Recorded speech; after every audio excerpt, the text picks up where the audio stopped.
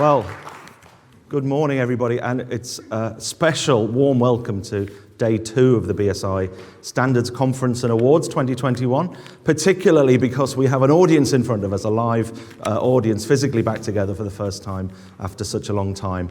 And you joining in at home as well, so it's our first ever hybrid meeting. We've got lots of you joining in at home and an audience here as well, and you're all really welcome.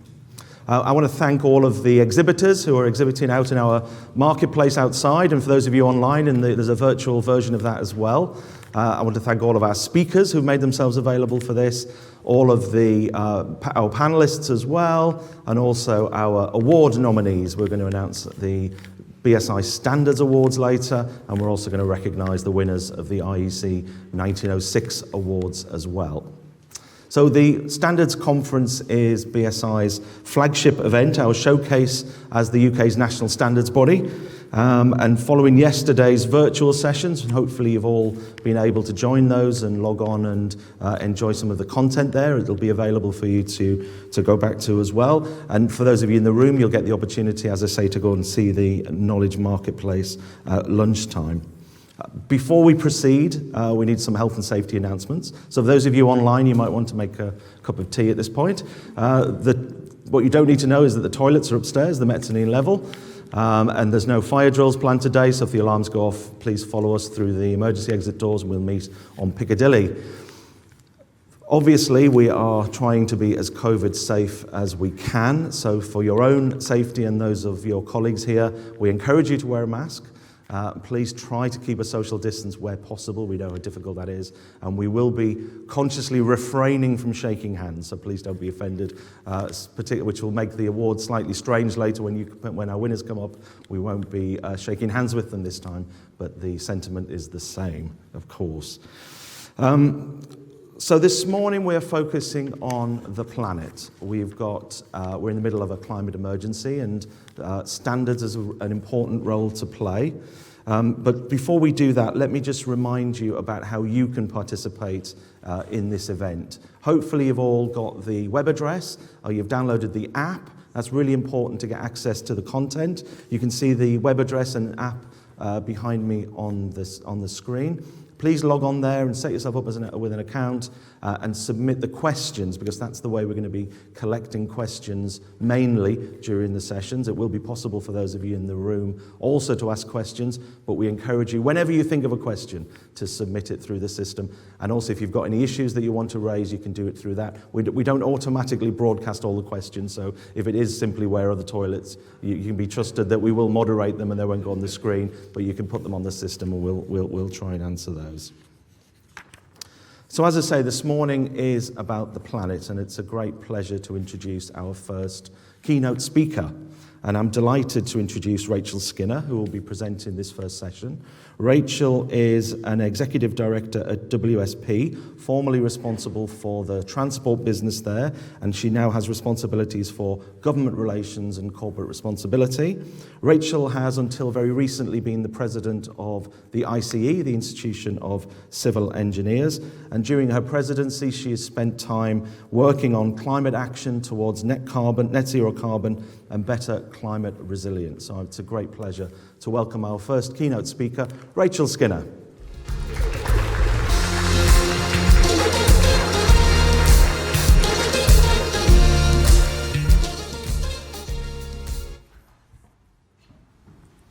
Thank you very much. My goodness me, as you just said, a real room with real people. This is quite a shock, isn't it?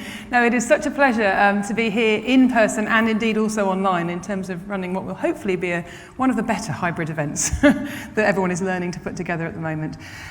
So no, absolute pleasure to be here. So thank you very much for the invitation. I'm going to use this keynote slot to talk about really just two things. First of all, I want to build on my year as president of the Institution of Civil Engineers, where, as you just heard, I had a pretty singular focus on climate action for civil engineering and for infrastructure more generally.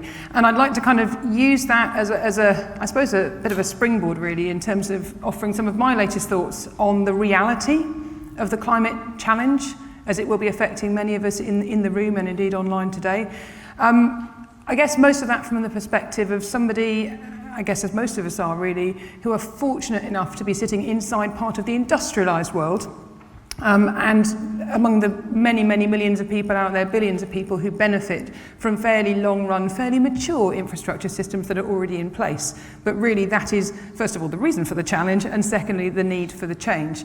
But then I want to come on to some thoughts around what that means from my perspective in terms of the standards community. I am not a standards expert. I'm absolutely not standing in front of any of you as such today. But I am somebody who I think I can see the change that the world actually needs, and I can see the role of people who are working to shape and to set and encourage the use of and indeed to implement rules and guidance and best practice to deliver the right outcomes.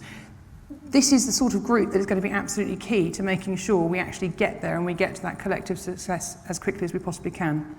So I guess by way of revision, just to dive in, for those of you who've been tuning into any of my ICE side messaging over the past year, or indeed, I suppose it's the first time out for those of you who haven't heard me talk about this topic before, I spent my whole year as president of the ICE talking just about climate action. I called my theme Shaping Zero. It was primarily around the importance of focusing on the role of engineers, the role of infrastructure experts more generally, and the role that we absolutely can, we should play all over the world to secure net zero, but also to defend against the impacts of climate change that we know are coming and which will affect people and communities all over the world, and indeed are already affecting people and communities all over the world, as we know.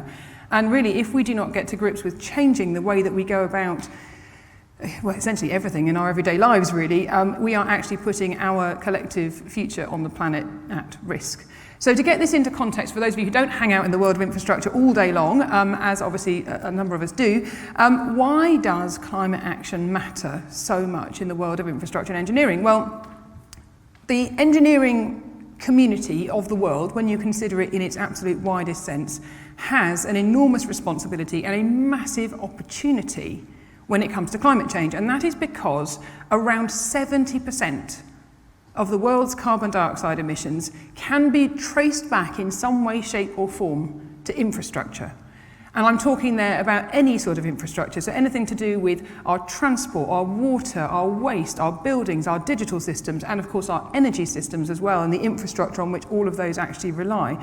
And that 70% is because of the way that we plan, the way we design, the way we build all of that infrastructure, but also, and crucially, and in fact in a far larger proportion, the way that we go on to operate and maintain and use that infrastructure as people all over the world. And when you add up all of those impacts, that's when you get to that figure of, roughly speaking, 70-odd%. There's also a figure doing the rounds, there are lots of figures on this, aren't there? There's also a figure doing the rounds of around 80% of our carbon emissions are associated with cities. And of course, much of that is the same large proportion there because, of course, most of our people live in cities and most of the infrastructure that we build faces cities in some way in the modern world. So that is very much an all-in figure, but the key point is that every single infrastructure asset that's out there right now had a carbon impact when it was first built, and in most cases they continue to have a carbon emissions impact every single day as we go about operating and using those overall systems. And in the grand scheme of things, when you add that up across the transport, the water, the waste, the digital, the buildings, the energy, etc., those emissions matter because they are among the primary causes of climate change in the world today, as we all now understand. But in fact, as climate scientists have known for around about 60 or 70 years, and now obviously all the rest of us are beginning to tune into that. So in my year, in terms of the ICE leadership role, I have to say that theme felt really quite well timed, and sort of drawing this rather startling fact to the attention, I guess, of the civil engineering community felt like something I was really excited and quite keen to do, and frankly I was quite staggered that nobody had really done it before. And of course over even the summer this year, and indeed even just yesterday actually thinking about Vancouver, the reality of climate change is absolutely biting right now. We only have to look at fatal floods through the course of this year in New York, in Germany, in China, as I say, Vancouver now. These are not places that have atrociously bad infrastructure or hardly any infrastructure. These are places where, by global standards, these are fairly well-developed places. But these are places that have been, quite frankly, taken by surprise. by the severity and by the frequency of the sort of events we're starting to see. We've also seen fatal heat waves and wildfires in the western states and Canada. Here in the UK, you might be surprised to know, given that from our experience in this southeastern corner, we had quite a wet and sort of mild summer, but actually overall, we had a summer that was a whole degree warmer than recent averages would otherwise have indicated it should have been, which it might not feel like that much, but actually in the grand scheme of things, it is still a signal of change. And we had all sorts of torrential rain, if you realise, and localised flooding and so on. These impacts really are everywhere. So to me, it's now the responsibility of infrastructure professionals and anybody who touches that infrastructure space at all to acknowledge and stop causing that harm. And also, obviously, to start to put right the harm of the past and to defend us against the impacts of climate change that are still to come. So the way that I framed that for the whole of last year, really, and I should say I only put down the role 2 weeks ago, so it still feels quite fresh. I framed it really around one big question. So sort of having set out the stall of, right, this is the challenge, this is the scale of change we need to talk about, this is the scale of the problem that we are, in large part responsible for here. When it comes to climate action, there is one big question, which is what are you going to do? How do you take this thought and say, right, now what can I actually do to support this? And the challenge with answering that question is, of course, that everybody in the room, everybody online today, everybody all over the world will have a slightly different answer to that question, because there isn't just one answer. There isn't just one idea. There isn't just one solution. We need many different changes across all different aspects of society as quickly as possible. And the frank truth is that right now our everyday systems of infrastructure, although we have seen some positive change, for example, in terms of renewable energy and some new technologies and so on coming forward, the truth of it is that we are still completely addicted to our infrastructure systems that rely on carbon-hungry energy, essentially. Around the world, 75% of the world's energy supplies are still from non-renewable sources, so still from fossil fuels, essentially. And we have to figure out how to break this link. And every single link in the chain is going to matter here, because obviously over time, the relative importance of those links will shift as we start to fix one bit, and then we find the next bit, and the next bit, and the next bit. So we need to get moving with the whole of that system change. And the trick for me is this isn't about technical change, this isn't about political change and policy setting and so on in splendid isolation. This is about culture change and behaviour change, societal change. We've got to rewire and just broaden our mindset in terms of how we see the wider impacts of how we live and the way that we go about relying on, for example, all of our infrastructure, but also many other things as well that generate those carbon emissions. And we need to figure out how to put together a way of life that is perfectly acceptable to all of us and doesn't require too many sacrifices and so on, but fundamentally changes the way the system actually works. And yes, of course, there are going to be barriers, of course there are going to be blockers, but when it comes to the climate crisis, this isn't something that would be nice to do. This is something we must do. So in terms of the way that I guess I've come round to framing it at the moment in terms of, well, how do we do that then? You're talking about, hundreds of changes, thousands of changes across everything we do and so on. How on earth do we start to structure that and actually think about how to categorise it, how to organise it so we can actually get to grips with what we need to do? And to me, there are two large buckets that we can, broadly speaking, throw most of the actions into. And they are very, very different buckets. And I think at the moment, we're at risk of focusing on the first one, which I'll talk about in just a second, at the expense, perhaps, of the second one. So the first big bucket is our plan of attack on carbon. I've talked a lot there around carbon emissions and the fact that, the fact that we've got this huge quantum of emissions right now in terms of carbon dioxide is a massive problem that we need to get to grips with. So we all know, anybody who's vaguely tuned in to, whether it's the Radio 4 news headlines every morning or anything else that's out there in our sort of context and in our society right now, we all know that that plan of attack has to basically focus on getting to net zero carbon. It's all to do with our decarbonisation plan, it's to do with cutting carbon out of our systems as fast as we possibly can. It's where we need some common sense, it's where we need some new technology. It's not just about changing what we already do, but it's changing around the way that we invest, the way that we change those systems going forward. So all of that has to be part of our attack strategy on climate change, and it's absolutely urgent and important because essentially what it's doing, the faster we can bring down the carbon emissions, the more time we are buying to deal with the underlying whole system, natural systems change that is going on in terms of our climate, our extreme weather, that kind of thing all over the world. So it's a time-buying exercise. It is urgent, and there are, as I say, literally hundreds of different things that we could all be doing in order to help towards that goal. Just very briefly, as kind of a little aside on that attack strategy though, I think it's really important for those of you who are in the world of infrastructure to be clear that I'm not saying here that we can't build anything. And I'm not saying that we can't continue to invest in infrastructure, that we should somehow sort of, divest ourselves of all these wonderful systems that we've enjoyed using for decades and generations, indeed centuries in some cases. Not at all, but we do need to figure out how to change those systems so that actually it all goes together better, and so we can take out those carbon impacts. And in a funny way, actually, all we're talking about is finding the impact or the risk or the hazard, getting rid of it, eliminating it where we can, reducing it right down to its minimum level, to mitigate as far as we possibly can, and then putting right or offsetting any residual impact.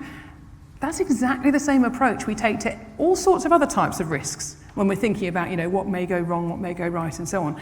This is exactly the same mindset. We just have to do it for carbon as quickly as we can in terms of that attack strategy.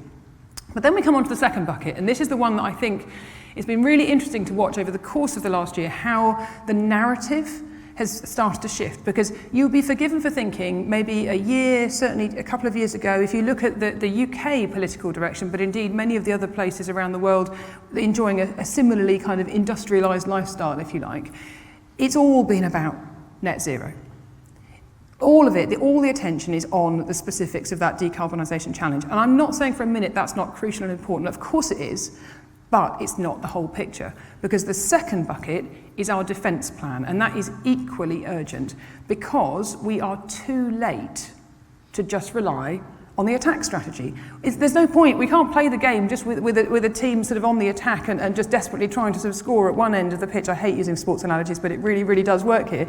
Because what we've forgotten is the carbon's already on the pitch, and it's already causing harm, and it's already in his own attack at the other end of the pitch. So we have to have a defence strategy overall. And it was really interesting. I was at COP26 just a couple of weeks ago, and in terms of speaking in some of the sessions there, and in terms of listening to some of the other sessions that were going on, it is really, really interesting to hear how this defensive piece is now beginning to come back through much, much more strongly. And you hear it expressed through words to do with adaptation and resilience and similar. And there is, I think, a growing recognition that you simply can't talk about the attack piece, the decarbonisation and net zero piece, without talking about the defence piece as well. And I suppose part of the challenge that I see right now is that that's quite a lot to ask people to get across. And that's just in the climate action space. We've got a few other challenges out there at the moment, haven't we, in terms of COVID recovery, in terms of inequalities and other things to do with people and society and so on as well. But ultimately, that is the way we're going to have to frame this, because otherwise we risk doing too much on one side, or maybe you can't do too much, but going too fast on one side and then finding we've actually ignored the other side altogether, and actually that then starts to be out of balance and actually starts to hurt communities across the world in ways that we perhaps hadn't quite thought through. And I guess the key point here is that we aren't in control of these big global system shifts that are going on. This isn't about setting a goal and saying, well, by whatever year we will be more resilient, we will have got our defence strategy in place when it comes to climate action, because we don't know how long we've got. The whole point of resilience, the whole point of the defensive game is that actually, as we've seen literally yesterday in Vancouver, and as I say, through the rest of the world, through the rest of the year across the world, these extreme weather events, these extreme things that can happen around the world in terms of our natural systems changing around us and responding in ways that perhaps we haven't quite foreseen and with increasing intensity and frequency, the whole point is it's not going to be predictable. We're not going to know everything about where these different things are going to happen. So we have to be much, much more ready, and we have to accept that we're not necessarily going to be in control. And the really scary fact on this is when it comes to the defensive side of things, we know that we have at least 30 years of a worsening climate ahead of us, even if we get the net zero piece, the attack side of things, right from tomorrow morning, which clearly we aren't going to do because it's going to take a little bit longer than that. 30 years, because these global systems take that long to adjust. And of course we have to remember that all these things are moving and shifting every single day. So every day we don't take the right level of action, whether we're talking about attack or defence, is a day when effectively we're prolonging the situation that we've walked ourselves into, which I find completely terrifying. However, I hope that in talking about all of that, actually it may well be sparking off thoughts in your minds about things that you might do differently, things you might do more quickly, in terms of both finding the carbon impacts in potentially anything that you are involved with, finding the climate resilience risks and thinking about what would that mean if this, if that, what if this happened? How can we get ahead of these things and think about them much more clearly? How can we get more creative in terms of how we address this, given that we haven't really had to deal with challenges of quite this nature until now? So it's all about making the right sort of difference, the right sort of decisions in terms of how we go in the right direction. So that brings me round quite neatly, I think, to talking about the role of standards in all of that. Because to me, there are so many different points in everything I've just said there that hook through directly into, okay, so basically what we need to do, as I say, is make this, I guess, this underpinning behaviour and culture change happen as quickly as we can. So it feels at the moment we are on the right sort of journey, but we're perhaps travelling quite a lot more slowly, shall we say, than we might like. So really, all of this is about supporting a wider community of experts and practitioners, no matter what they do, to make better decisions, to reframe what good looks like, and to think hard about how you might bring this carbon, this climate lens, both from the attack and the defence side, across everything that each of us really is thinking about. So from my point of view, I mean, in terms of the infrastructure space, this starts to flow through into some really, really big questions, some of which are quite obvious. The question we should be asking ourselves to do with any sort of investment, any sort of infrastructure system change, big question number one, is to decide whether we should actually be building or maintaining something at all. Whether, no matter what role it currently fulfills in the infrastructure system or what it could fulfill, we have to make sure that we can answer the question that there is in fact a case. Where we put our infrastructure, it really makes a difference. We aren't building things here that last for 5 minutes and are then thrown in the bin. We're building things here which are going to last for generations and potentially centuries. And where you put bits of infrastructure, again, the transport, the buildings, the water, the energy, the waste, etc., it really matters and it affects behaviours for decades and decades and decades. When are we going to learn? When are we going to get more smart about thinking it through from this carbon point of view? And then how we choose to make those changes. We have any number of options open to us in terms of the planning side of things and looking at lots of options and whittling it down to one preferred option, then deciding whether or not we're going to invest in that particular option. We have all these critical choices in front of us, and it is up to many of us in this infrastructure community and indeed in other surrounding communities that touch infrastructure to think about, are we actually considering the right options? Are we making these decisions with the right lens in place? Because if we aren't, we're going to be having this conversation for an awfully long time, and the level of risk and the level of cost and the level of chaos is just going to keep on going up and up and up. So essentially, to me, it's all about how we change the way we make those decisions, and that's all about changing behaviours and culture on a mass scale as quickly as possible. And I can't think of many better ways to do that than to think about how things like standards and codes and similar could actually help to bring that through much more quickly than it might otherwise kind of travel by osmosis, if you like. So if we're going to put that considered carbon lens across everything we do, every stage of every investment, every project, every consideration, every system change we want to make, and if we're going to start as early in the life cycle as we possibly can, because we know that starting earlier, just like any other innovation, is likely to bring through most benefit, I guess we just need to think about kind of what that means, what it is, and maybe what it isn't. Because what I'm not saying is that we should consider carbon and climate impact to the exclusion of all else. Because clearly, when you think about sustainability in the bigger picture, climate action is just one of the 17 Sustainable Development Goals, and there are clearly other things we want to achieve in terms of outcomes and so on from our infrastructure and indeed from any other investment decision that we need to think about. What I'm not saying, though, is that carbon and climate has to be the only kind of seat at the table, if you like, because clearly I think that would be a little bit sort of over the top and unrealistic and so on. But I do think that as part of being a responsible organisation today, a responsible person working in an organisation today, whether you are the investor, whether you're the client, whether you're a consultant, whether you're the contractor, whether you're part of the supply chain, it really doesn't actually matter. It is part of making a responsible decision, though, that you do put carbon and climate in a chair at the table, essentially, alongside things like cost and programme and safety and all sorts of other things that need to be borne in mind. Because sometimes those factors will actually pull in the same direction. Very often, it is possible to cut cost and cut carbon together, for example. But unless you're thinking about it in that way, it won't take the decision in the right direction. And I think the role of standards for me in all of this is that, A, we can recognise that public interest in this topic will continue to grow, and therefore the appetite for faster change will continue to grow. But secondly, I think we could do more just to encourage general creativity and perhaps a bit more boldness, a little bit more enthusiasm for trying some of these new things, not to go crazy, but to actually seriously think about this carbon and climate topic alongside other things, and to build that in terms of the way these decisions are actually being made, and make sure that we are making smart decisions for good outcomes through using all of the tools at our disposal, including, of course, the standards.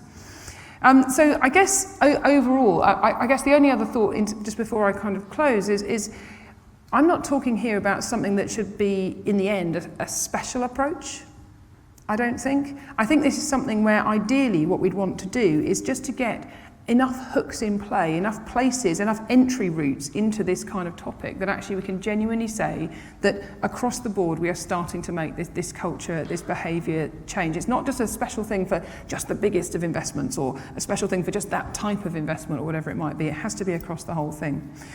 And I guess just to close with the final few reflections, I've mentioned quite a few times through this that the concept of speed. And in everything I've been saying here, speed really does matter. 2050 is an artificial political deadline in terms of net zero. It is not an indication that we have until 2050 to think about it and then to finally get on and just magic up net zero in the last 5 minutes. Absolutely not. We do not know how much time we've got. 2050 is essentially a framing of the time in a political sense that it is felt it is likely to take to get there. That is not an indication that we have that time and the luxury of that time to actually think about it. So our speed from now and our acceleration from this point forward really, really does matter. I've already mentioned we've spent 70 years ignoring this issue, and so actually now has to be the moment when we actually do shoulder our responsibility. And as I say, in terms of standards, we need these hooks. We need broad coverage across anything and everything that comes through in terms of guidance and regulations and standards and codes and all sorts of different things. Any way we've got to use these levers to encourage more people to think along these sorts of lines has to absolutely help and can reassure us that we're actually on the right track overall. And anything we can do to accelerate that, it has to be a really, really good thing. I was really pleased in talking to David a bit earlier on this morning to understand that from a BSI point of view, and I'm going to get this wrong now, we have there's been a decision around a London Declaration in terms of trying to make sure that across the board we are thinking about this sort of issue in the drafting and the redrafting of any of the future standards from here. Fantastic. Let's do it fast. Let's not take 30 years to think about it. And I guess the follow-on from that is that this is not a pure maths problem, sadly. Because the underlying systems are changing all the time, the more time we take to get to grips with the problem, essentially, the less time we have to deal with what will then be an increasingly serious problem. So this is not just a pure maths problem. I'm sorry to say for the engineers in the room, I know it'd be really neat and tidy if we could just say, well, carbon in, less carbon out, excellent, net zero, there we go, jobs are good and we're all finished. Because the underlying global systems are changing all the time, we have to understand that speed and the pace at which we choose to go really, really does matter. And I think the flip of that, of course, is that we're going to have to get much more comfortable with dealing with uncertainty. We are not going to know all the answers. We don't know all the answers today, but we do have a gut feel for what good, or at least what better, looks like. So I think personally this is one of the most exciting times in terms of infrastructure and engineering, and indeed the wider sectors that spin off from that. Because for years we've been a set of sectors where as long as everything's working well, people don't really notice us, right? It's all good. It's just part of the way of life. We all rely on it without even thinking about it. Surely this is the moment where we suddenly show how we can change and transform really, really fast to become part of this modern world where genuinely we are playing our part. We're pulling our weight, frankly, in terms of the sustainability side of life, in terms of the carbon and climate side of life, as well as everything else, all the other benefits that we generate more generally that we've been so familiar with for a long time. Because frankly, for 200 years, the systems haven't been working as well as we might have liked to have told ourselves, and now it is absolutely time to change. So I'm going to close by asking you all the same one big question that I've asked everybody for the whole year, and I suspect I'm going to keep on asking people for many, many more years to come. So when it comes to climate action, having heard everything I've just said there, what are you going to do? Thank you.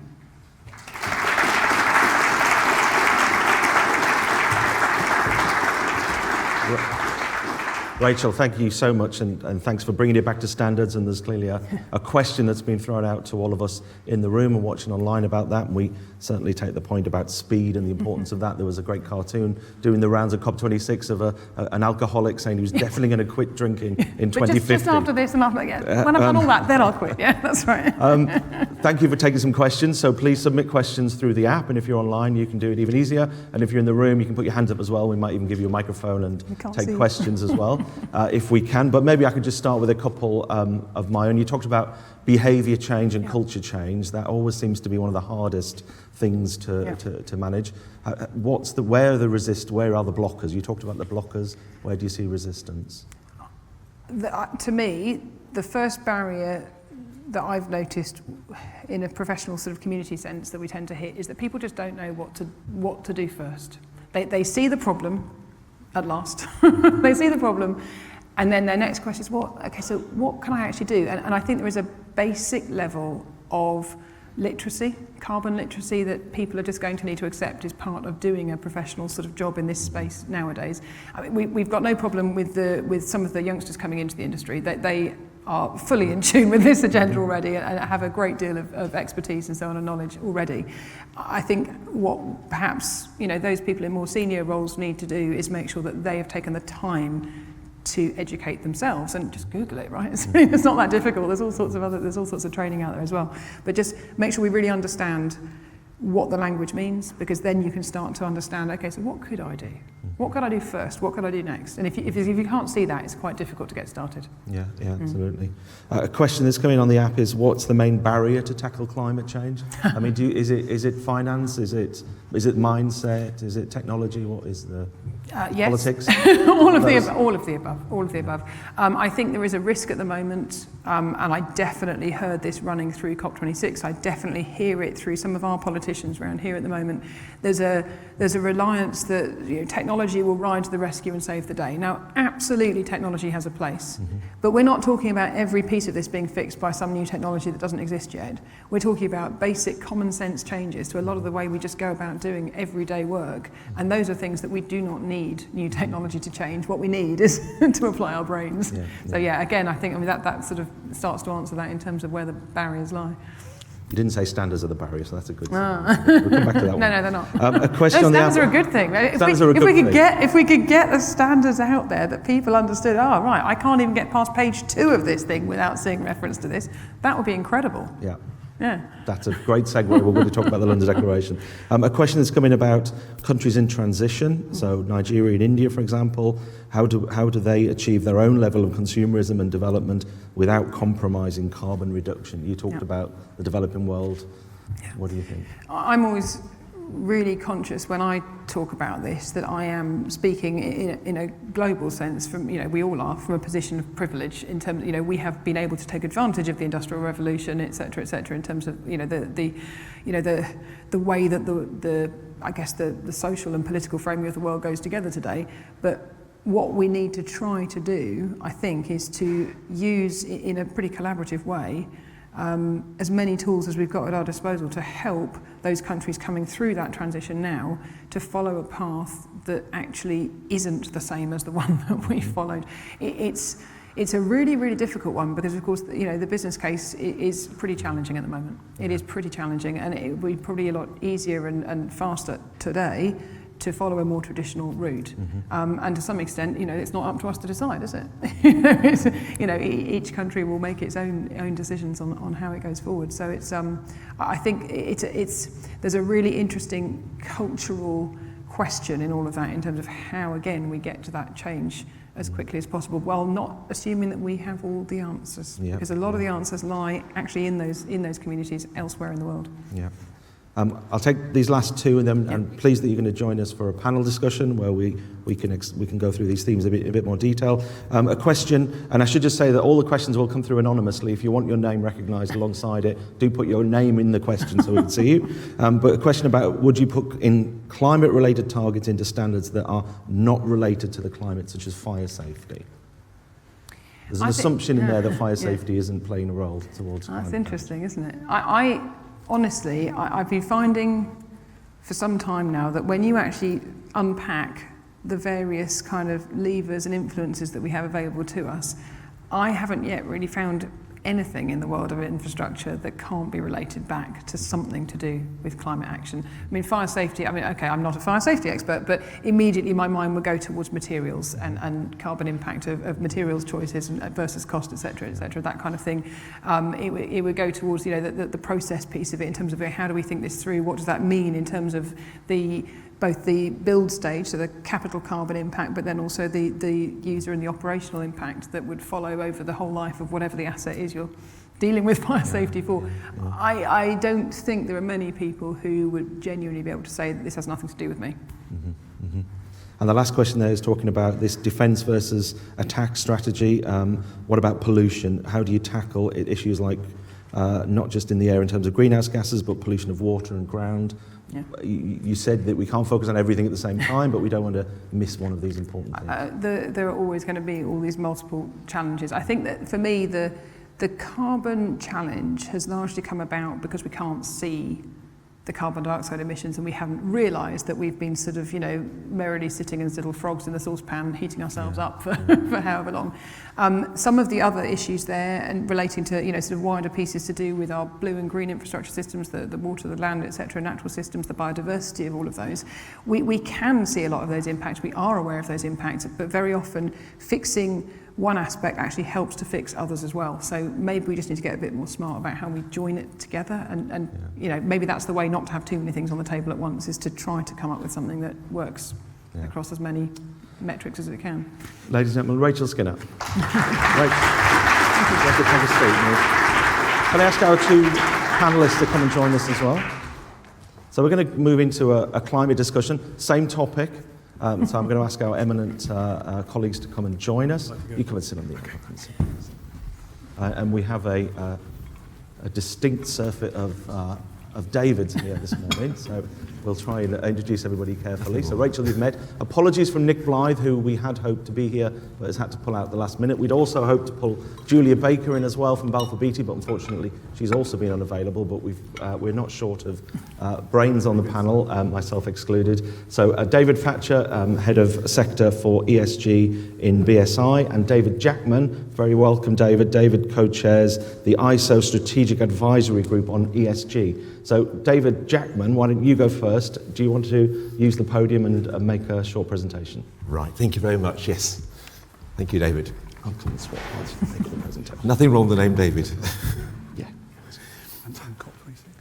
Lovely to see you this morning, and I want to start this morning really to try and engage you in an important process and invite you to contribute your views, because partly why I'm here really, I think, is to broaden a discussion we're just starting on, where the UK has a significant lead and I think can contribute. So if I can just trouble you with a few slides, which will hopefully focus this point. You will all have heard in the broader context of this discussion that we've just been having about ESG. ESG is one of these dreadful acronyms, but it stands for Environment, Social and Governance. Slightly uncomfortable bedfellows, because governance is more of a process and the first two are outcome. But we've talked this morning already about the environment, and this afternoon is very much dedicated to social value, which I think is really important, an area I'm particularly interested in. But I spent a lot of my life as a regulator, as a senior regulator in this country, on governance, and particularly the governance of financial firms, and indeed particularly investment management firms, which are very relevant to this conversation. So ISO has decided that it wants to try and be helpful and to intervene in the area of ESG in a way which promotes and adds some practical value to the discussions, as I said, we've already started. And I think I'd like to think in our wisdom, Amanda Richardson particularly, I think, and Amanda Saunders have worked very hard to get the UK into a role of co-chairing a strategy group, which has literally just started the last couple of weeks. We're co-chairing, I'm co-chairing on behalf of the UK with Canada and Brazil. But there are many other countries involved, of course, and we have a year to produce a report. I say a year, it's actually until June, I think, so less than a year, And really, my major message today is we would like good ideas to flow from the UK. And so I'm partly here really to try and encourage you to contribute and to put forward anything that you think might be an existing model we could look at, or maybe some new ideas, which would be excellent. So if I can I'll come at the end to how you can contribute, but that's really what I'm trying to bring to the conference this morning. And in terms of ISO's contribution, and ISO, with BSI, we can bring together those things that already exist. And there are a good number of standards already in our inventory that would be useful in the area, particularly of governance, and of course there are a wide range of environmental standards. But I don't see this as a process of just stitching together a number of existing things, although that is probably the first step. I see it as really going beyond that. So we are going to be looking for gaps, and there are gaps. We know what some of those gaps are already. And the third point, I think, is that we may, in looking at the whole, and the whole is so often greater than the sum of the parts, we may be able to shine a light on cross-cutting themes, and those things that elevate the whole contribution of standards, I hope, to a new level. So that's what we're also looking to try and identify. And just to be a bit clearer here, although I'm co-chairing the whole of the sector of the Strategic Advisory Group, I've been given particular responsibility to focus on what are the needs, what are user needs. Of course, that presupposes we know exactly who the user groups are, and I've put a few of them on that diagram there, but there are many others. And we don't want to be rigid about this, we want to try and open this up, so it's not an exclusive list by any means. And also, we don't want to be caught in looking across the rows, as it were, just in rigid terms of ESG. As I've just already said, there are cross-cutting themes all the way through. So what I'm particularly interested in really is your ideas, and you can call me today or you can email after on how we might attack this problem and come up with something which is a real contribution globally. I just want to say just a few words to bring some colour to that. So my previous life, I'm now a company chairman of a number of companies, but for most of my working life, I was a regulator. I started in regulation when financial services regulation, when it literally had just started, and we were out there, trying to survive, actually, probably gain some credibility. But as time went on, and we went through a number of disasters, I'm sure if you're old enough, you know some of those disasters. I won't remind you of pensions mis-selling, and of course the 07-08 crash. Plenty of horrors. We did learn that there are many different ways of producing policy and standards and guidance. And that's really some of the learning that I want to bring to this process, because we have also found, I think, through these last decades, that you need to think much more about focusing on culture, as you've already heard, and I was the first regulator, I think anywhere in the world actually, to focus on culture and ethics, on prevention rather than necessarily just on cure. But also we want to understand how to measure and to quantify outcome, because there's a lot of talk about process, a lot of talk about net zero, and what I regard as being quite simplistic measures. And I think it's very important for us to understand that this is a very complicated picture, and how we assess outcome is going to be a very important part of this process. So that's a diagram from work I've done in regulation, really. And just to say, in just slightly to one side, I did produce a paper recently, or republished recently, on how regulators and standards makers mature over time, how regulation and standards making gets better. I've not sent it to any of my colleagues. I think my colleague John Devani may have seen an earlier version at one point, but it's about the maturity of standards making. And that was recently republished by the Public Accounts Committee. And before that, the Standards of Public Life, the Nolan Committee. I just want to very, very quickly just point out how standards can be different, how we can do standards differently. again, just to pick up a few standards I've been working on for the last couple of decades. The first one is the standards series, the ISO standards 37101 series. There are lots of them, including quite a few on infrastructure, I should say, about sustainable, resilient and smart cities and communities. And there we've taken a principle-based approach, really with ethics at the core. And I think that has been a big step forward for standards making. It's been in other standards too, I know. And it was in our original standard in the UK of 8,900, BS 8,900. Also, I've championed over the years the battle against prescription and being too directive. And I think it's all part of, certainly my view of the world, that you need to force people to make tough decisions themselves, to educate themselves, and to cause them to think rather than to always deliver a prescriptive set of solutions. And so if standards is become too prescriptive, I think it removes the necessary element, particularly in high levels of governance, to think through difficult problems and come to conclusions, if you like, the tough way. And so again, in 37101 series, we use questions rather than too many answers. And finally, just as a thing that you may not have seen in some standards, and that is the use of a maturity matrix.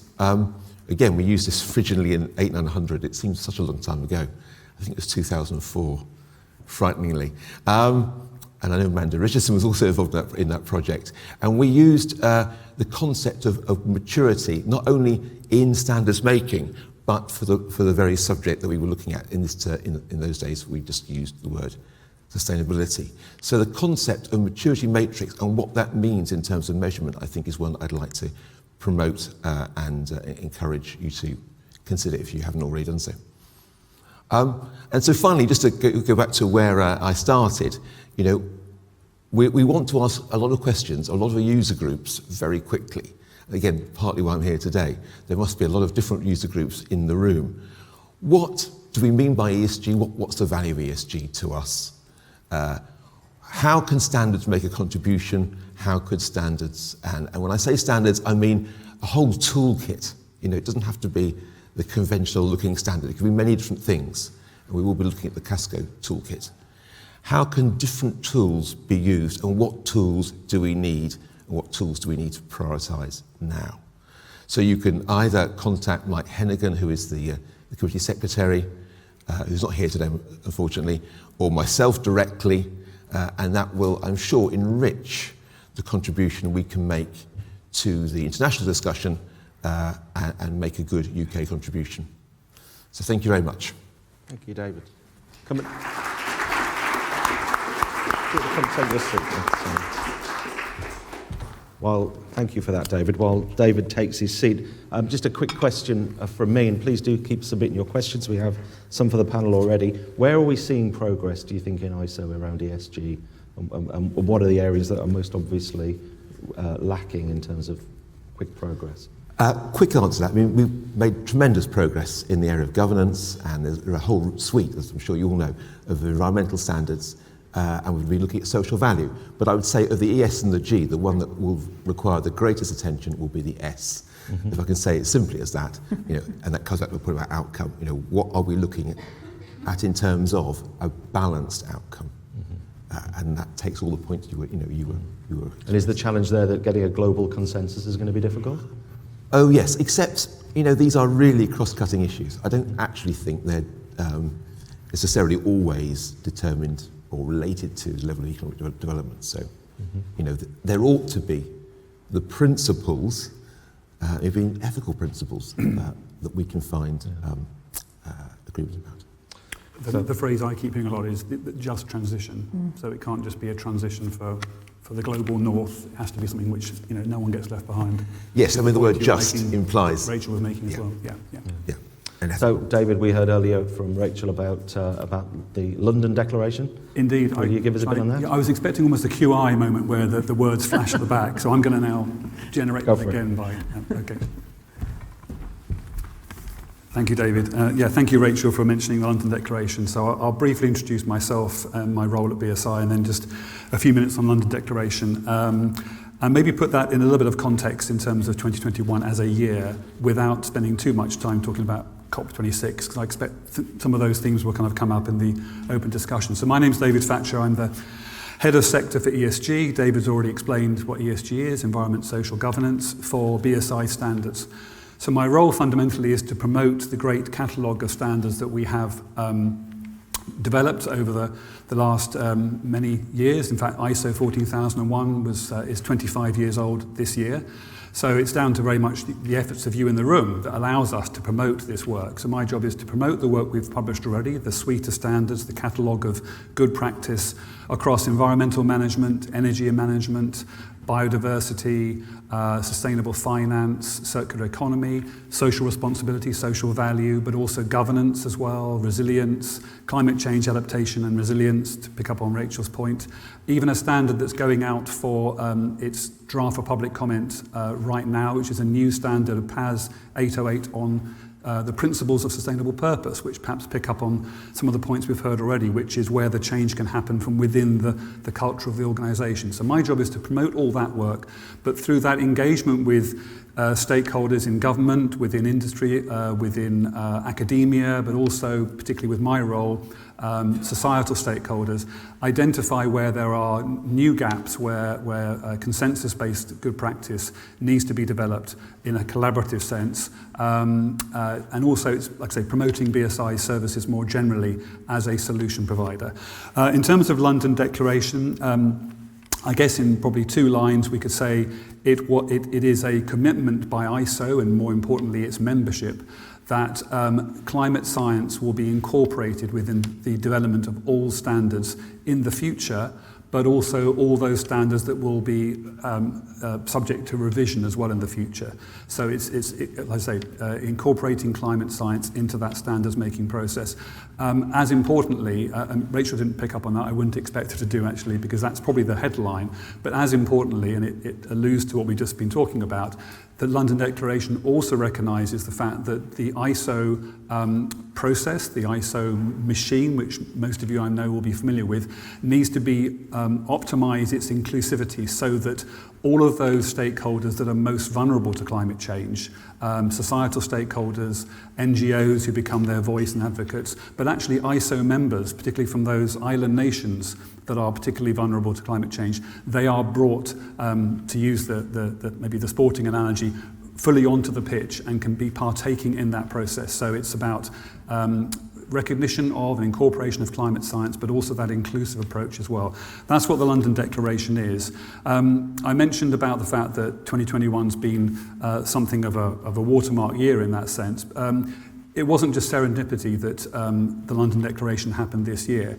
It was, BSI was new, obviously it was hosting the ISO General Assembly some years back. The UK was down to host COP26 some years back. As you probably know, it was due to happen in November last year. It became this year. So I think it was recognised at BSI there was a real opportunity to sort of seize the moment and provide some kind of almost invisible thread between the work that we do at BSI, the work that you all do contributing to standards development, and also what was going to be happening in Glasgow as well. So one way of describing the London Declaration is to say that it ensures, or certainly the thinking is, and there will be an action plan that follows out of this, that all future standards will be Paris compliant. I'm sure you're familiar with the Paris climate treaty that came out of COP21 in 2015. What COP26 was discussing in Glasgow this year was how far had individual member states made, how much progress have they made in their commitments to try and keep global warming down to below 1.5 degrees above pre-industrialized limits. Spoiler alert, not many of them had been very successful in doing that. That was the long drawn out negotiations last weekend. But in a way, by having the London Declaration signed at the ISO General Assembly in September, also endorsed by IEC, CEN and CENELEC, that was a movement in itself. But also it allowed a BSI when we did attend COP26 to reference the London Declaration. And what I found really useful, and again this may come up in some of the chat later on, is that a bit like Rachel, you were saying that you were familiar with BSI and standards, but you weren't especially overly familiar with a standards, sort of specialist. Talking to lots of different organisations, individuals at COP26, often the most interesting conversations were happening in the kind of the margins of some of the events that we either hosted or took part in or just attended.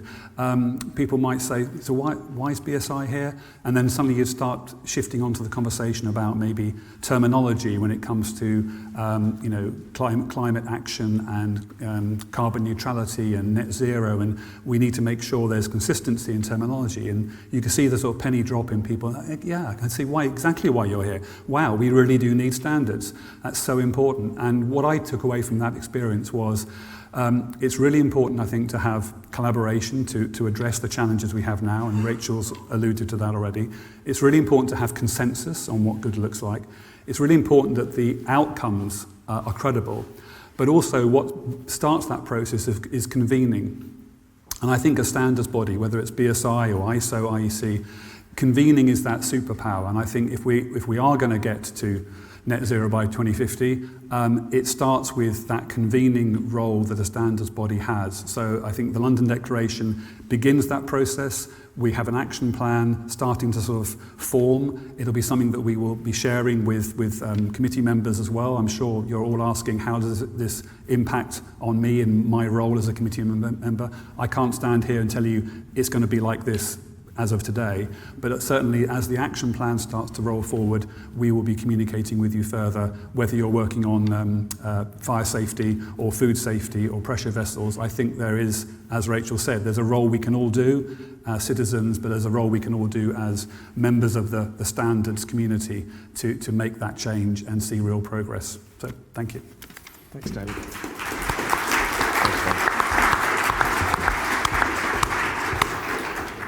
Thanks, David. I mean, it's been described as a game changer, and of course, it's not just ISO that's picking it up, the IEC for electrotechnical standards and the European standards bodies too.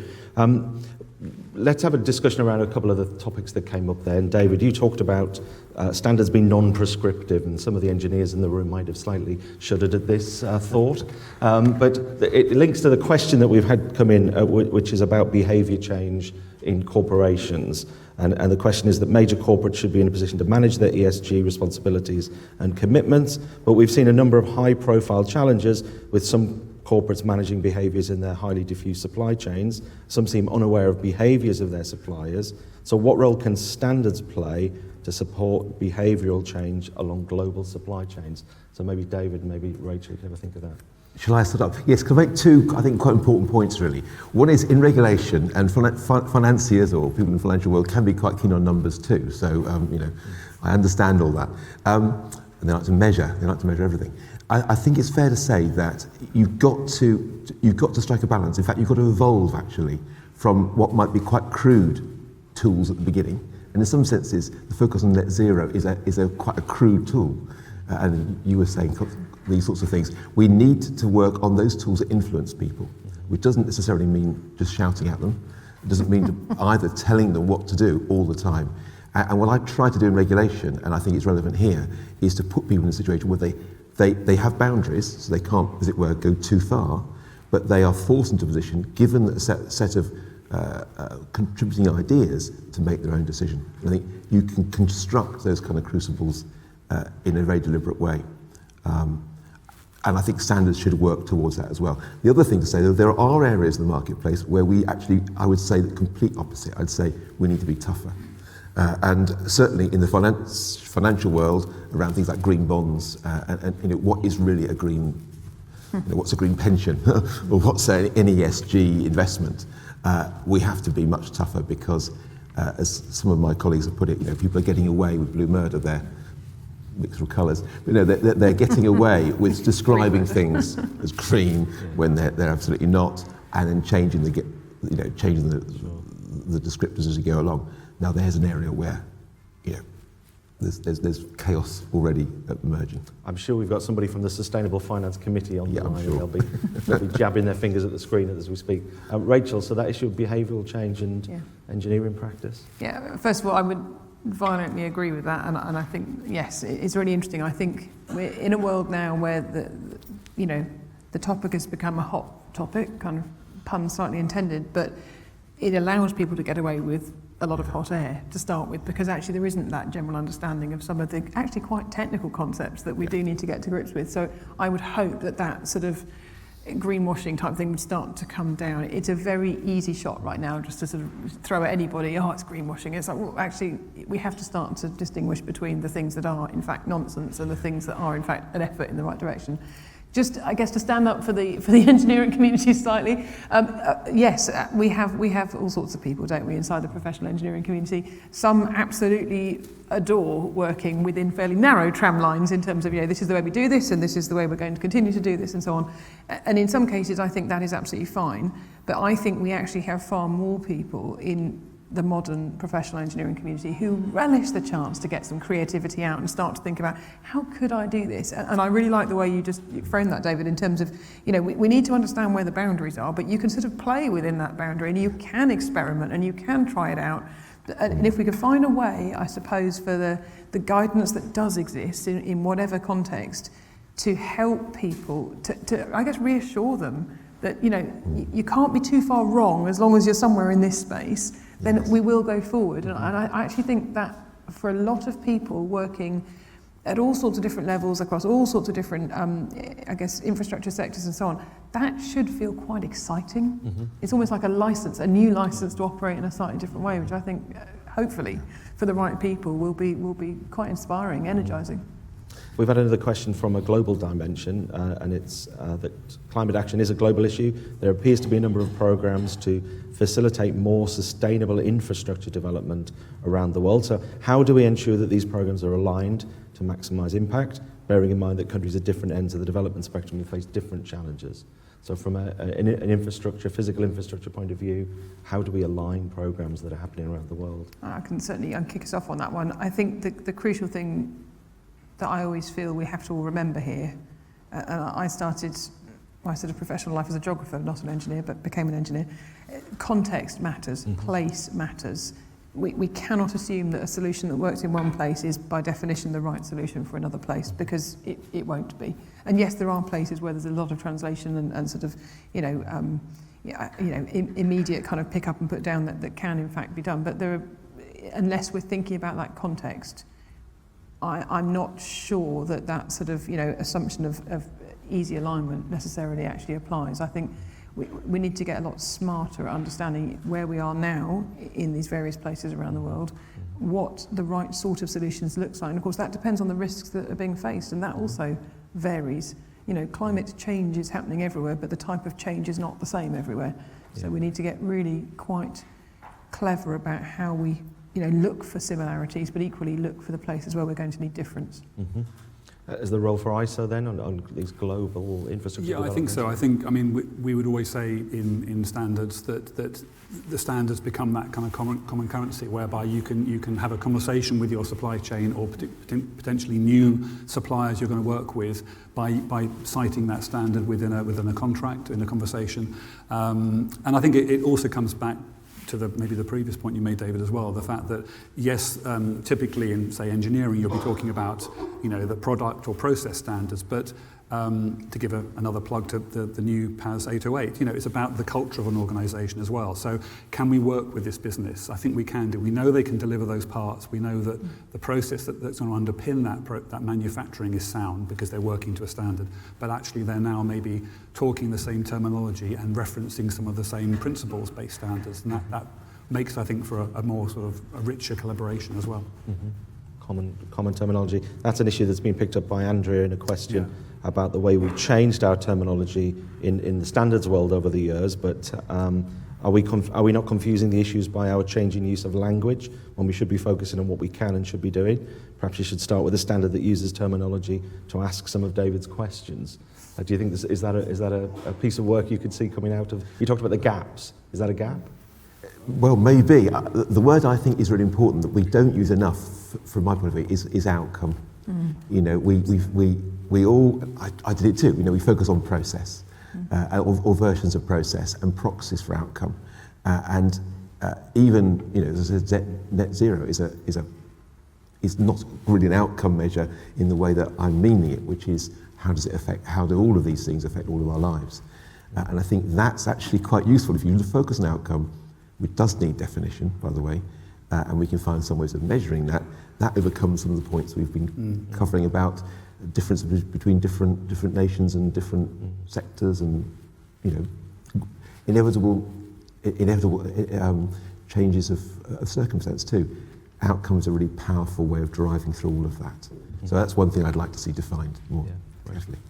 Can I just jump in very quickly on the language point though, because language always changes. Yeah. We aren't in a position to freeze language or indeed culture. So I think it's just part of the game. I think we just have to try and find ways to get the wheels turning fast enough that it's sufficiently up to date as things do shift. And I think especially when we're talking here about, you know, the literally, you know, today's biggest sort of global scale issues, whether we're talking about the planet piece now or the people piece later, it's natural that we're going to have to develop and evolve the language that goes around that. I think what I really object to and I find really difficult is when you hear people in positions of authority speaking about some of these issues and in fact using what is actually the wrong language. And then you realise that actually they are just repeating and parroting, they're not actually always thinking for themselves, and that is a very dangerous thing. So anything we can do to try to at least get the right language as currently defined coming through would be helpful. Yeah, I mean, I think our finance programme is called Sustainable Finance. It also references the term responsible finance, but actually what it doesn't do is go big on the term green finance, because I think it was recognised that focus is very much on environmental outcomes, which is obviously good, and it should. There's a real clearly role why that's important, you know, financing green projects.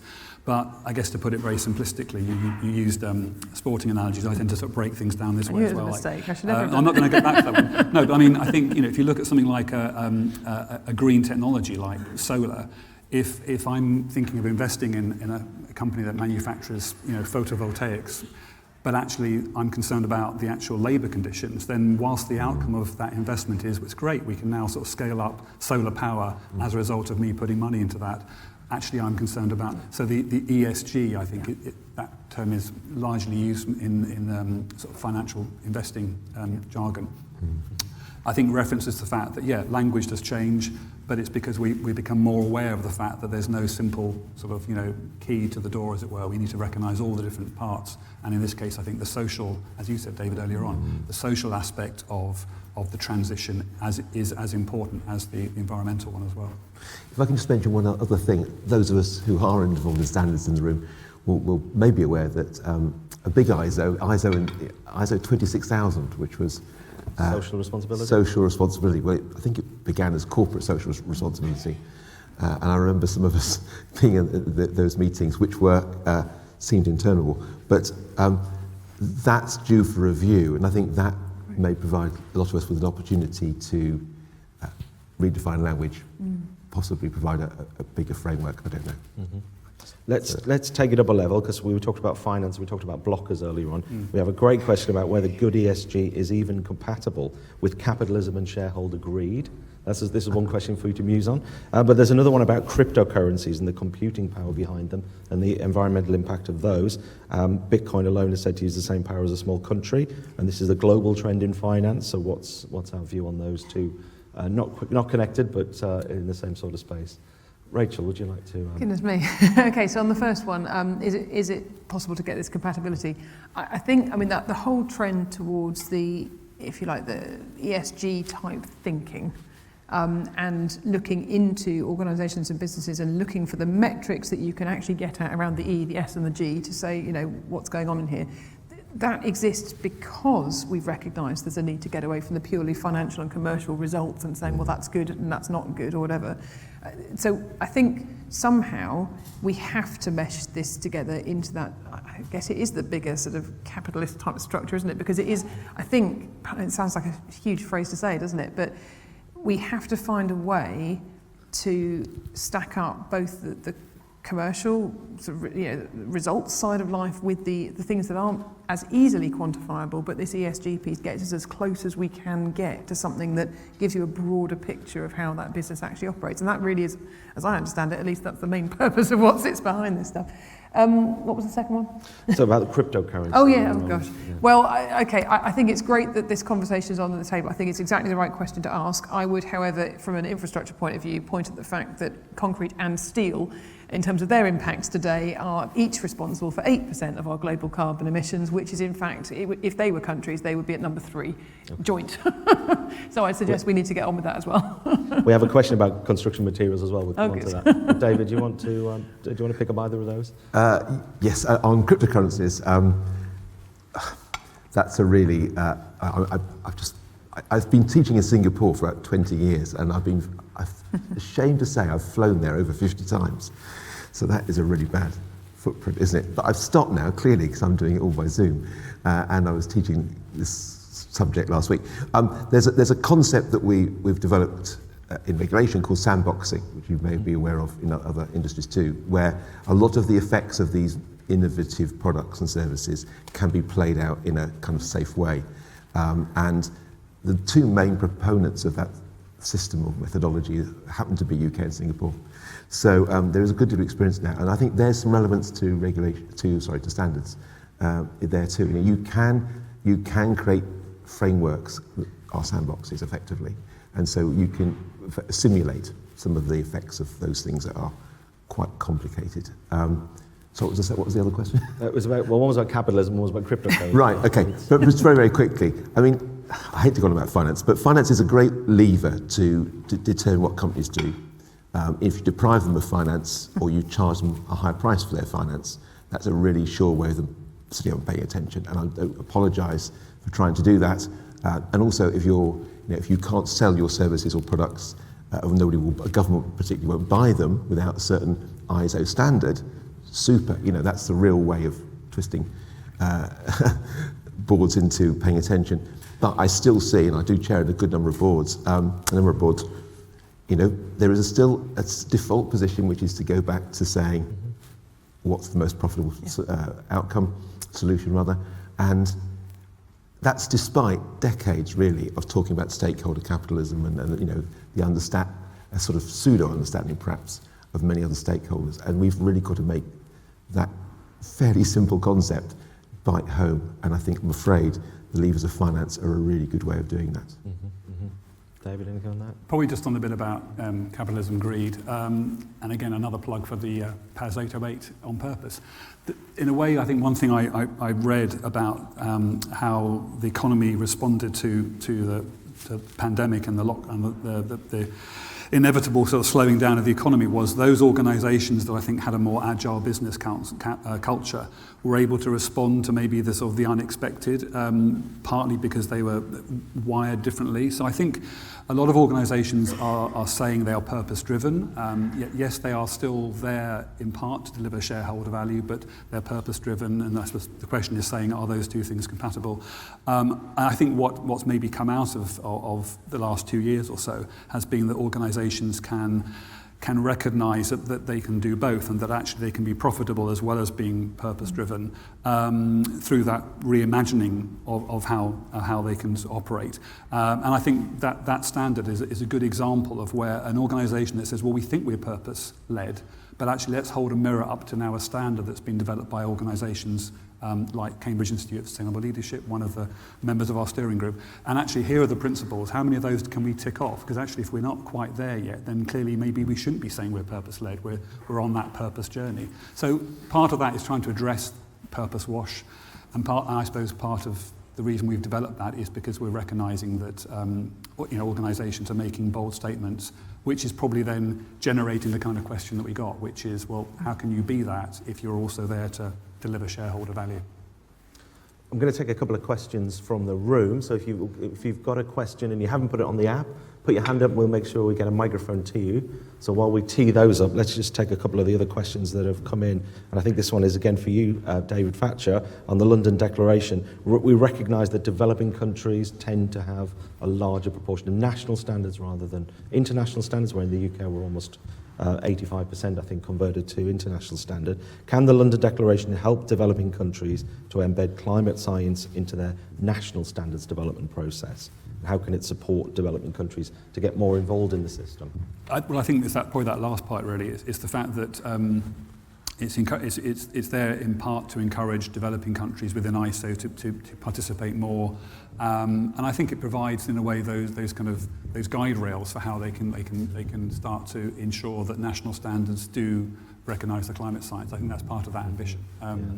And part of the action plan I referred to before is how that's going to work at both a kind of macro level and a micro level, because there are going to have to be nuances that are more relevant to particular member bodies within ISO, and that's something that we're going to have to collectively. I mean, BSI is leading the development of that action plan, but it needs to be done in collaboration, and clearly it's not something that only Global North members of ISO set down the rules of how the declaration works. It needs to be done in collaboration. And David, for your work on ESG and ISO, I mean, that's got to be super critical to get as many countries involved as possible. Oh, absolutely, and that was really my call out, for help now, because I think ISO has a role to play, but I'm not sure we're clear exactly what it is, and so, the maximum amount of input now is really crucial for that. Yeah. Okay, do we have microphones ready to go? We've got a question over here, and we've got one at the front as well. I just wanted to know what everybody's thoughts are, and it might be a slightly controversial one. So, absolutely great to hear, what Rachel said about standards is the way. If it's in the standards, then everybody's got to follow them. Ultimately for the planet and everything we're all trying to achieve. My question is, do we think it's actually? Well, I suppose personally, it's still very difficult to look at those individual standards and see what's in them and use them. So I guess it's controversial because the standards is a business, and I get that, but as a user, if you want to change them and get everybody to use them, then do you think it's that easy to actually find out which standard and buy a standard? Because I don't know, I'm looking through them thinking, well, do I want that one? Mm-hmm. Is that the right one? Has that got what I want in it? Because I want to do the right thing. So I'm coming back to sort of basics, I guess. Yeah. I just want to know what everybody's thoughts are on that, sort of about that balance between the standards as a business, improving them, and actually gaining access to the right ones. Thank you. A fundamental question, David. Yeah, do you want to take that? I think there's two or three definitions of access there, I suppose, aren't there? What I would say in terms of something like net zero, recently we put together something called, we've actually got a micro site on our BSI website, so that's bsigroup.com/net0-UK. Through that landing page, you can actually quickly see all the relevant standards to help organisations in terms of net zero, both assess greenhouse gas management, but also reduce, offset, and then report. And that, in a way, maybe addresses part of your problem, which is like, where do I start? Because I accept the fact there's a lot of different standards out there, and it can be a bit of a jungle. In terms of the accessibility point of view of, well, now I found the ones, thank you, David, great microsite, but now I'm finding them hard to understand and then apply. I think that's a hard one because we're part of both an international and a European operation which has consistency in terms of how standards are structured. But I certainly think there's a good point to make, which is can BSI in the UK, for example, provide better guidance, not written in a standardised structure, to how to therefore use and apply the standards that I've mentioned before. So that's a role for us, I think, in terms of demystifying and clarifying. And then the bit about access, which is I've got to pay for these things, so that's going to stop me maybe making some of the changes. There are examples of where BSI and the European standards and international standards communities have come together to respond to the fact that standards need to be more easily available. When there was the beginning of the pandemic, it was about ventilator machines and standards being made available free of charge for the need to therefore roll out across multiple countries the manufacture of ventilators at great speed, but also standards for how we can deal with the sort of the business continuity issues as well. So I think there were examples there in which ISO collectively responded. It's not for me to say now whether some kind of decision may be made within ISO, which is to say, let's look at some of these net zero standards and maybe find a way in which we can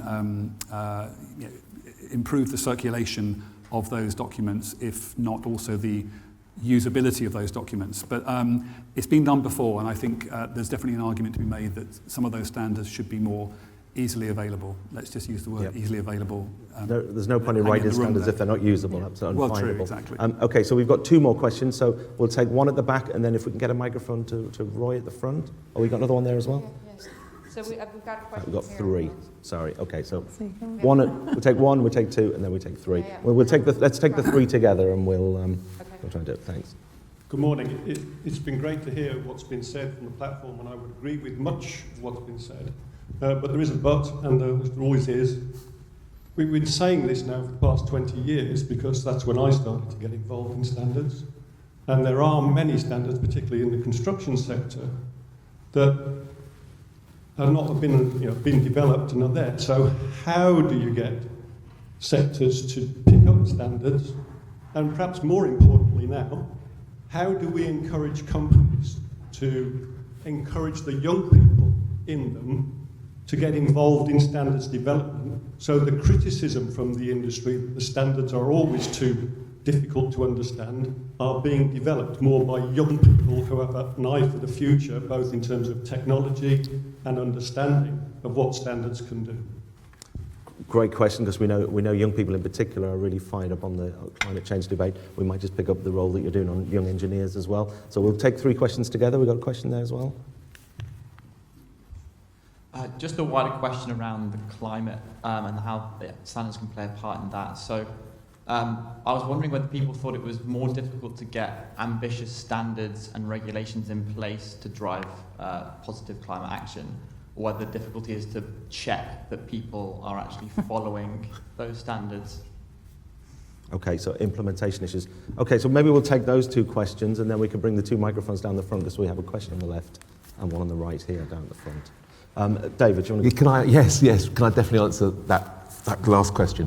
I think checking is really important, and part of the problem in financial services is really no firm wants to listen to anybody else bar the regulator.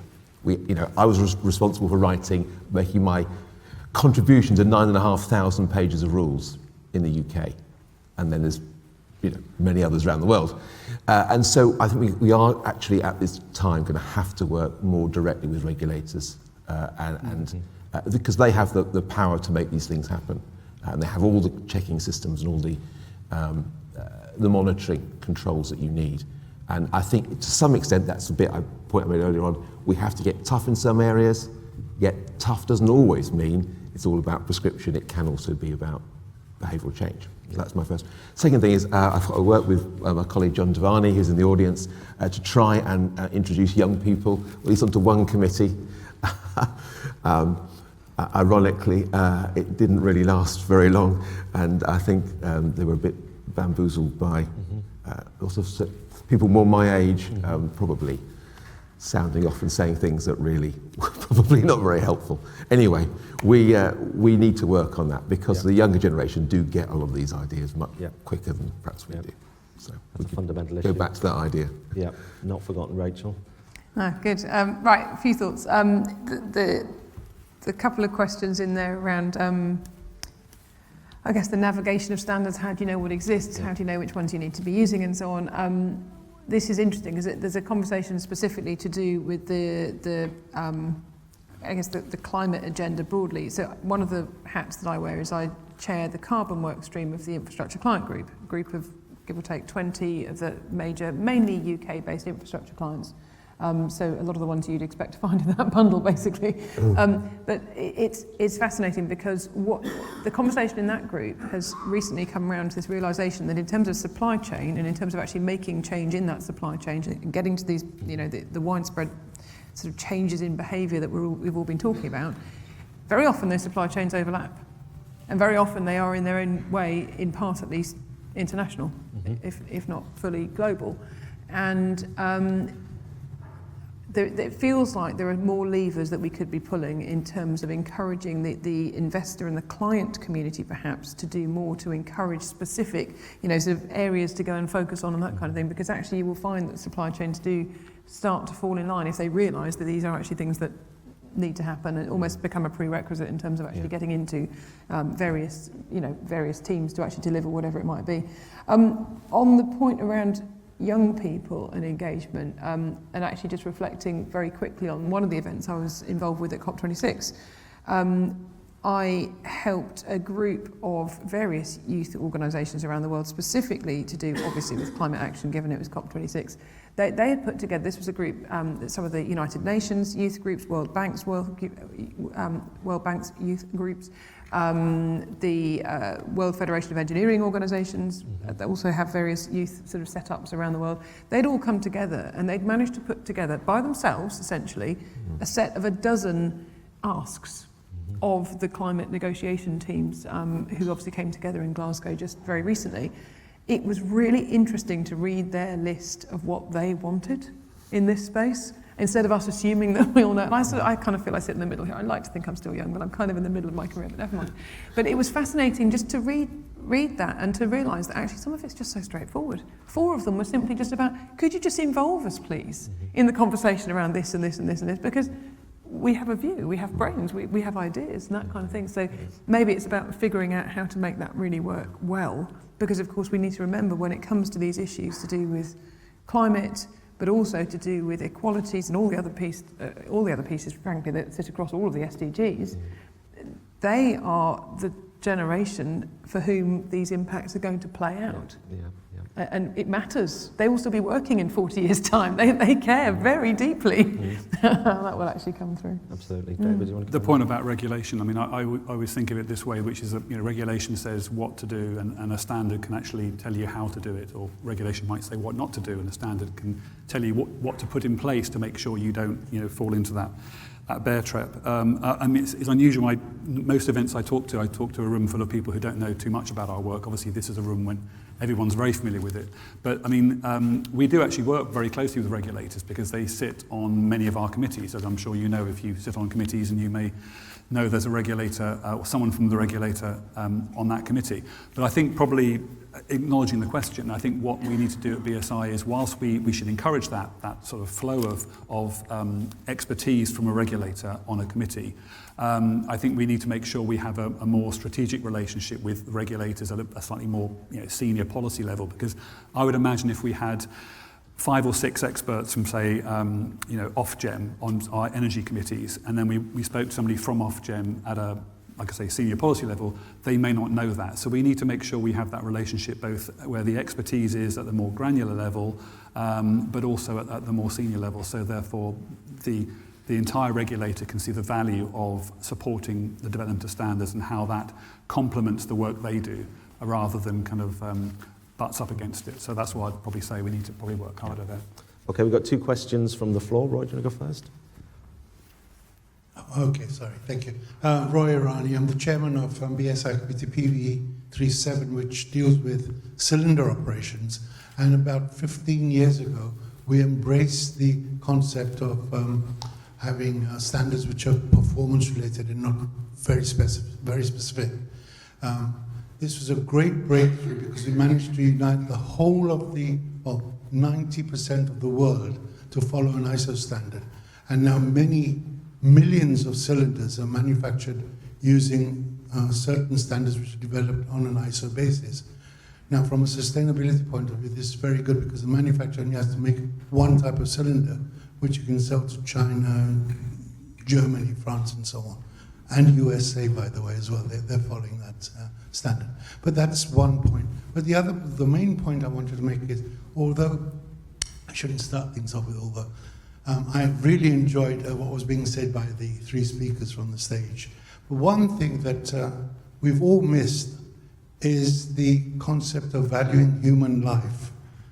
As soon as we get people around the world to accept that human life is precious, I think a lot of the resources that we're currently wasting will be used. I'll give one very quick example, if I might, David. Many years ago, or not so many, about 10 years ago, I managed to win the prize for the best technical paper at the All India Annual Gas Association Conference. Part of my prize was sitting next to the president, the chairman of the judging committee, for dinner. And he told me that excellent performance, Dr. Irani, but you made one big mistake. And I was racking my brain, what could that be? And finally he told me that in India, people steal the cast iron covers in gutters, which in those days he valued at 50 rupees, about 50p in our currency.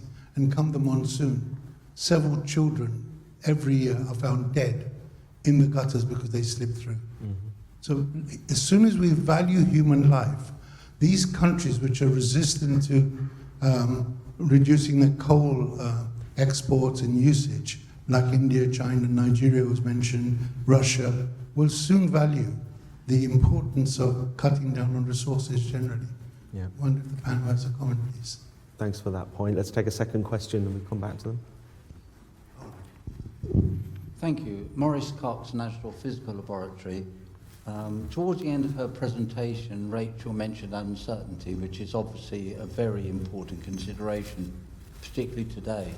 But uncertainty has many guises. We have measurement uncertainty, we have other forms of uncertainty. An uncertainty might relate to an as yet unknown government intervention, for instance. It might relate to the reliability of emissions estimates. And we have all sorts of uncertainty. What do the panel think are the dominant uncertainties we ought to be concerned about? We have a suite of standards, ISO standards, relating to measurement uncertainty. Do we need more standards relating to this broader context? Two great questions there on uncertainty and on value in human life. Does anybody want to, two big topics? I'll say one word about human life, which no one's going to disagree with you, I'm sure.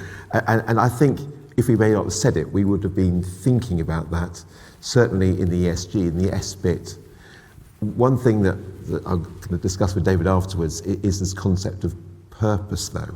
And that makes me a bit nervous because for me, and I hadn't necessarily read all your papers, but the concept of purpose often ends up being fairly, should we say, developed world and commercially driven. So I'm actually very much coming from the same point of view as you have. And I think I'm cautious about, again, back to language and definitions, how we sometimes wrap up pretty definitely capitalist, driven models in language, which sounds very nice, but isn't necessarily very pro-humanity, should we say. Mm-hmm. Go on, David. Sorry. I might. You've just given me a little bit of a clue as to how I might be able to answer both questions at the same time, which David will appreciate because he knows how I can just sort of go on and on. There was a standard we published, an ISO standard published this year it was taking the concept of health and safety, but addressing it through the kind of lens of psychological health and safety. The work was already happening anyway before the pandemic, but given what we've just been through in the last 18 months and how it's affected many people, the timing couldn't have been better in a way. And I think that's addressing, I suppose I'm trying to say, a trend towards the fact that ISO standards and standards more generally, BSI standards, European standards, are increasingly responding to some of those social, societal, more personal, people-driven needs.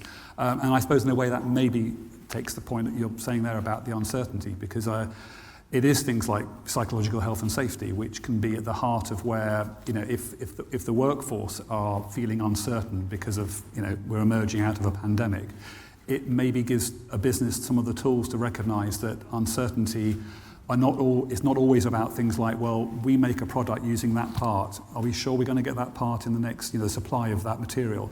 It can also be about how much uncertainty there is within the workforce as well. And like I said before, I think that's where maybe, again, standards, BSI and ISO standards can respond to that as well. Not just, it's moving beyond the idea of just delivering good practice in products and process into that people space as well.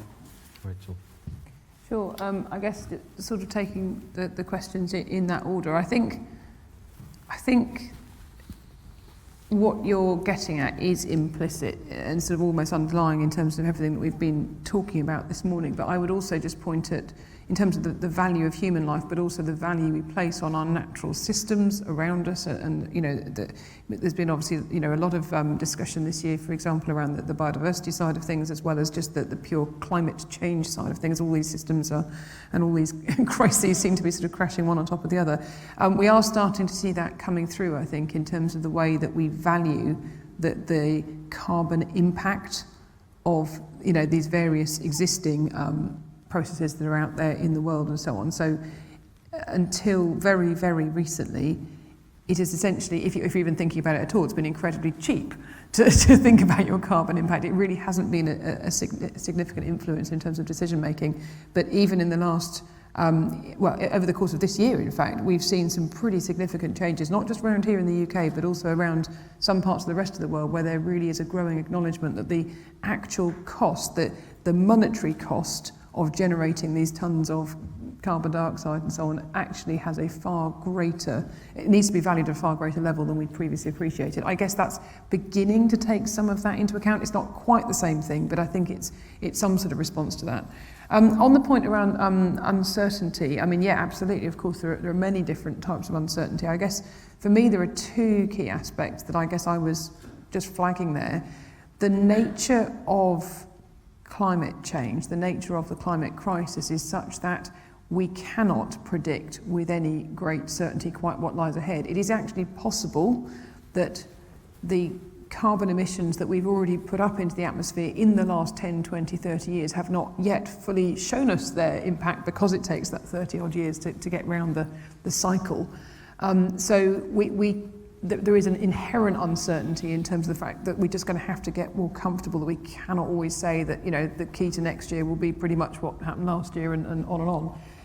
But I think you were referring there also to the measurement uncertainty side of things. Absolutely, we are going to have to get to grips with what it is we're measuring, why we're measuring it, how accurately we are really able to measure some of these things. Because another one of these really thorny problems sitting at the heart of the carbon dioxide problem is that because you can't see it, because it doesn't respect boundaries, it literally, does what it likes once it's released out there, it's incredibly difficult to pin it down and to assign that sort of responsibility. And we're seeing this in the production and the consumption figures that come through around the world. Around here we say, oh, we're wonderful, look at this lovely trajectory we're drawing here to bring down our energy-related carbon emissions. Well, yeah, but hang on a sec.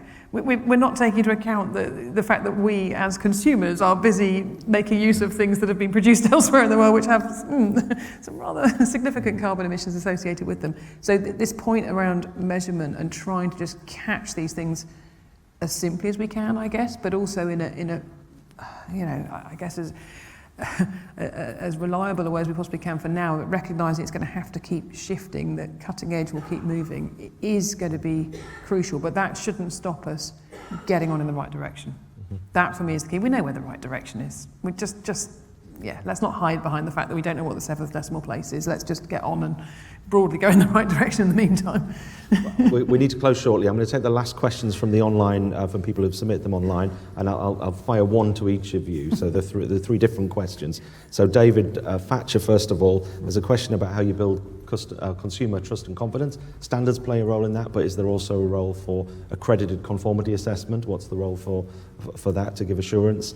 And David Chapman, Peter Young has been on. Hello, Peter, who's the chair of the ISO Committee for Sustainable Finance, to give a big shout out to the standards they've written which address greenwashing. So that's something for us to remember. Over 100 terms that are used in sustainable finance where a preferred definition has now been agreed internationally. So that's a big breakthrough. But he asked the question, how can we be seen as being strong in providing the management frameworks as we are in technical standards, because in ESG economic sectors, they do their own thing. So what can we do to be seen to be strong in that section? And then the final question, if I may, to you, Rachel, about construction materials. Mm-hmm. Are we going to see the demise of concrete in favour of wood? And do you think that standards makers should think about downgrading some of the other criteria in favour of sustainability? What's the balance between quality and sustainability, essentially?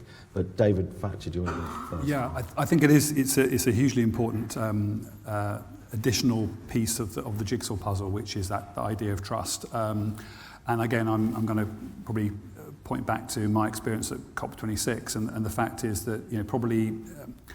If you gave me a minute, I could probably come up with 60 different terms that organisations might use to make some kind of bold statement of their commitment to the net zero challenge. It would be things like, and I hope these actually don't exist because then someone's going to criticise me afterwards, but hey, we're climate positive. What does that mean? We're carbon negative. Okay, I've heard a phrase like that, and therefore, in a way, they effectively weaponize some of these terms, in a branding sense. And I think, at BSI we'd say, well, we have a standard which is PAS 2060, carbon neutrality. That is a standard written which enables an organisation to make its statement of carbon neutrality, but then be subject to assessment by a certification body. A few weeks ago, I think it was, that the London School of Economics, its own statement of carbon neutrality was assessed by BSI as a certification body. So that idea of assurance, providing the trust to the consumer, to in this case, both the students, but also the employees who work for LSE, and everyone who interacts with that organisation. They've made that statement, and now we feel we've got more trust in it because it's not coming up with some made-up phrase which could be the basis of a back of a fag packet calculation. They're using an internationally recognised standard, in this case PAS 2060, and it's been assessed by, in this case, an accredited organisation, BSI Assurance. So therefore, I feel now that's got a lot more credibility than some other term that's maybe been bandied around or made up in a sort of strokey beard workshop or whatever. So I think, yes, the role of assurance and standards is crucially important, and the role of accrediting certification bodies to make sure that their assessment and their auditors are operating at a level of competence is really important, and that's why an organisation like UCAS is so important as a partner to the work we do in standards development in shaping the knowledge. Thanks, David. Management frameworks. Yes. First of all, sustainable finance really has come of age, and that's a huge step forward. I don't know how many of you realise how your pensions or investments are placed, but you can select an ESG or a sustainable fund and make sure that's one contribution we can all make. And the decision has been for such a long time. How many percentage points are you prepared to forfeit from your savings to be responsible? And now pretty much you can get the same rate of return from a sustainable investment as you can get from a non-sustainable, what am I going to call it? It's a non-sustainable investment. But that doesn't escape the fact that many of these funds are, many of the habits of the industry that I have come from, sadly, die hard, and governance isn't always as strong as we imagine it is. And the ways of getting around some of these elegant and well-turned phrases is too easy. And so we are going to have to find ways of, as I said right at the very beginning, there are some points at which we need to be tougher, and that's one of them. And management behaviour is still an issue. You can think you're investing in an ESG fund, and it turns out that it changes its colours. So that's and one note of caution: 4 or 5 weeks' time, we may find interest rates start going up. And let me tell you that the industry behaves very different. We've had such an artificial economic environment for over 10 years now, unbelievably, on steroids really, for over 10 years. And it's artificial, and it will have to end. And when it does end, then these companies will start to think differently. Can I just before Rachel answers, I wanted to make a point there actually about this idea of the investment you think you're supporting, or the fund. Going back to the question earlier on about regulation, we're working with the Financial Conduct Authority.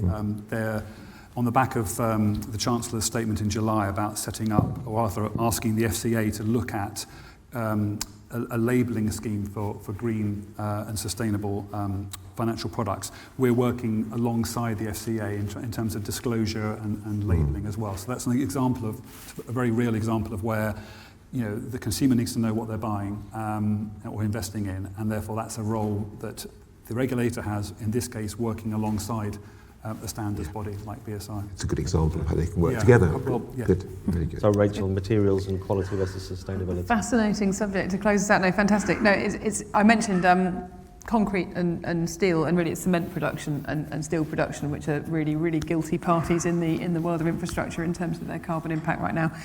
There is a massive work already going on. Some of it is being driven through suppliers, some of it is being driven through client organisations.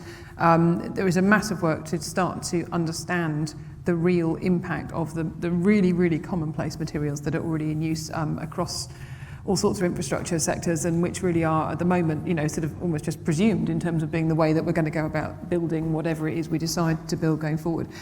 Good news in that space, though, in terms of trying to bring down that impact. I suppose job one is you've got to understand the real impact. Job two is then to seek to minimise it, whether it's through changing materials, whether it's through substituting materials, whether it's to do with minimising the use of materials and waste within the overall system. There is a shocking statistic, I'm ashamed to say, around the construction industry in terms of the percentage of new materials that in fact end up essentially in a skip or large lorries and carted off after the projects are finished. No, there is good work going on to start to address that. My understanding is that in February, I think, of next year, there's a group called the Low Carbon Concrete Group, which is essentially drawing a route map in terms of how you get from where we are now for concrete and how we get to 2050 and a position where, in fact, you know, it is much more of a genuinely sustainable situation, should we say, in terms of that overall impact. So there's lots of different things that have got to come into play. The trick is we've got to bring through the right funding, and then we've got to try and encourage people, very much like the standards conversation really, encourage people to adopt these new ways of working, these new materials, and to really think about it. But I guess, I mean, overall I would come back to one of the points that I made when I was speaking earlier. I mean, if we don't understand the impact of what we do in a carbon and a climate sense, if we don't see the opportunity to make it better, if we don't seek to minimise that impact, if we don't have the right data available to understand what that really looks like, this is going to be a really, really tricky task. We've got to get some of this baselining sorted out properly, and then we can start to, once we've done everything we can to eliminate and reduce down and you know, really sort of crunch down those impacts as best we possibly can, we then get into the world of offset and you know, putting right whatever harm we can't avoid causing, if that makes sense in a sort of a climate context. And there's another whole ball game in there which I won't go into now, but in terms of just making sure that the actual decisions that are being made there in terms of offset are real and quantifiable and measurable. And there are so many different angles of attack on this, but all of those are currently in play. It is all changing, but it's just, again, about getting on with it as quickly as possible. Yep, getting on and doing it. I think that's the message. Please join me in thanking our panellists, Rachel Skinner, David Jackman and David Thatcher.